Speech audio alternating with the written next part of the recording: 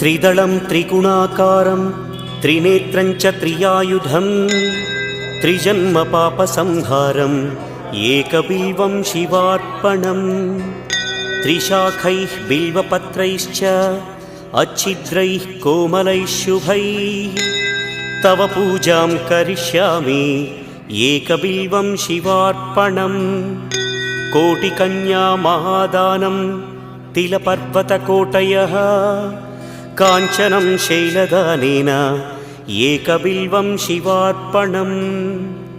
काशीक्षेत्रनिवासं च कालभैरवदर्शनं प्रयागे माधवं दृष्ट्वा एकबिल्वं शिवार्पणम् इन्दुवारे व्रतं स्थित्वा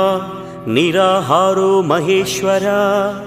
नक्तं हौष्यामि देवेश एकबिल्वं